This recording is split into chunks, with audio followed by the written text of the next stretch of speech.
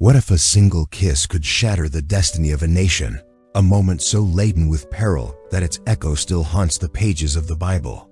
Picture a woman whose lips carried a power to unravel a hero, her story buried beneath the weight of sacred silence. This I send to a tale for the timid. This is the uncensored truth of a kiss that rewrote history, a secret the scriptures guard with trembling hands. If you dare to peer into the darkness, stay with me, because what I'm about to reveal will grip your heart until the final breath.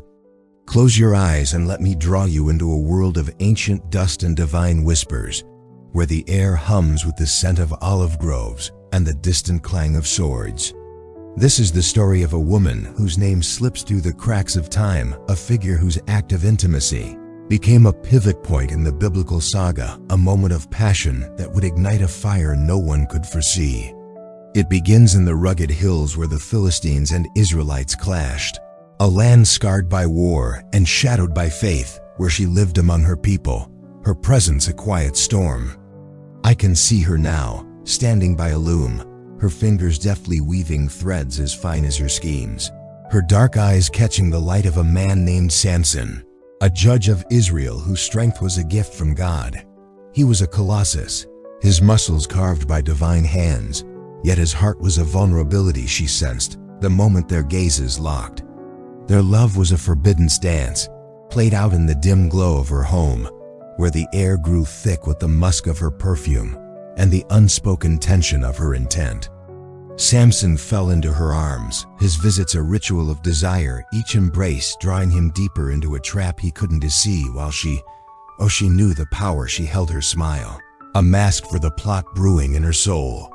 The nights turned treacherous as her true purpose unfurled, a scheme whispered into the ears of Philistine lords who dangled silver before her eyes.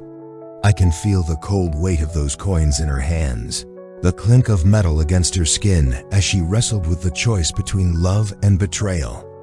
One evening, beneath the flicker of an oil lamp, she pressed her body against his, her lips brushing his in a kiss that felt like a vow, her voice a velvet plea as she murmured, "Tell me, my love, where does your strength lie?" Samson laughed it off, spinning tailies of ropes and cords, but her persistence was a current that eroded his resistance. Night after night, she coaxed him with those kisses, her touch a slow poison, until exhaustion and longing broke him open. He confessed that his unshorn hair held the secret of his power, a vow to God she would shatter. That revelation hung in the air, a thread of fate she was about to sever. The betrayal came like a thunderclap, a moment that still sends a chill through me. As Samson slept, his head cradled in her lap, she signaled the waiting soldiers, her lips curling into a smile as she called for a razor. I can hear the snip of the blade, the soft thud of his hair hitting the floor, the sudden silence as his strength drained away like water through sand. She kissed him again, this time a seal on his ruin, and the Philistines surged in, binding him, blinding him, dragging him to their temple as a broken trophy. That kiss, fatal and sacred, became the fulcrum of his fall, an act of intimacy that led to his humiliation, yet it planted the seed of a redemption no one could predict. The scriptures capture this pivot in Judges 16:19. Having put him to sleep on her lap, she called for someone to shave off the 7 braids of his hair, and so began to subdue him. That verse is a mirror, reflecting a woman whose choice shaped a hero's destiny, a truth too raw to ignore. But the story didn't end with his capture. The aftermath was a tide of consequences that swept through the land. The Philistines rejoiced, parading Samson as a symbol of their victory, his blindness a stark reminder of her triumph, while she slipped back into the shadows, the silver burning in her hands. I can almost see her pacing her empty home, the loom stilled, her breath shallow as the weight of her deeds settled into her bones. Had she won freedom or chained her soul to regret? The Israelites wept, their champion reduced to a slave, yet rumors began to swirl of a divine plan, a strength returning in the quiet of his captivity. Samson's hair grew again, a silent hope flickering in the darkness, a promise that the story was far from over.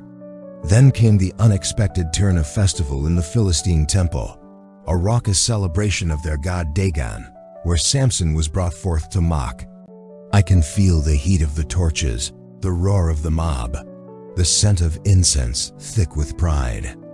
In that moment, he lifted a prayer, his voice a ragged cry to God, and with a surge of power, he gripped the pillars, bringing the temple crashing down, burying himself and thousands in the rubble. That kiss had set this chain in motion, her betrayal a catalyst for a redemption that thundered through history, a paradox of destruction and deliverance that left the land forever changed. Yet her story lingered like a ghost in the aftermath, a shadow cast over the victory songs. The Israelite women sang of Samson's triumph, but her name was a silence they refused to break, her fate a question lost to the winds. I can imagine her alone, the silver spent, her home a hollow shell, the loom a monument to a choice she couldn't undo. Did she find solace, or did the memory of that kiss haunt her until her last breath? The Philistines were weakened, their power broken, but the scar of that moment remained, a testament to a woman whose love or greed altered the biblical narrative in ways we still feel today. The land began to heal, but the echoes of her act rippled into the lives of those who followed. The Israelite elders gathered in secret, their voices low as they debated the morality of her choice, their scrolls filled with warnings against the temptations that had ensnared her. I can almost hear the rustle of parchment, the crackle of a fire as they spoke of strength, not just in muscle, but in the heart, a lesson born from her betrayal.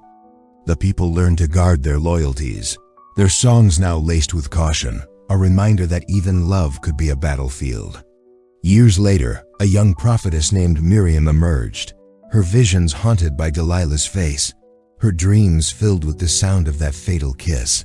She wandered the hills, her voice carrying a message of redemption, urging her people to find strength in faith rather than flesh. I can feel the warmth of her words, the hope they kindled, as she turned Delilah's story into a parable of resilience, a call to rise above the shadows of the past. The legacy of that kiss endured, shaping the oral traditions that passed from generation to generation. I can imagine the elders by the fire, their eyes reflecting the flames as they told of a woman whose act brought both ruin and renewal, her name a whisper that taught the value of discernment. The land grew stronger, its people bound by a new understanding, yet the mystery of her heart remained, a question that lingered like smoke in the air. As time faded the scars, the story of Delilah became a mirror for those who heard it, a reflection of their own struggles with love and loyalty. I can sense the quiet of those nights, the stars above Jerusalem bearing witness to a tale that challenged every listener to look within. Her kiss was a spark that ignited a fire, a flame that consumed and purified, leaving behind a legacy that asks us to choose wisely. And so, the secret of that fateful kiss unfolds a tale of love twisted into treachery, a woman whose lips reshaped the Bible's soul. Was she a mastermind or a pawn? Her heart driven by greed or trapped by circumstance? I leave that riddle for you to unravel, a challenge to look into your own depths. Where would your heart lead in her shoes? This story isn't just an echo from the past. It's a heartbeat in our present, a warning that every choice carries a shadow.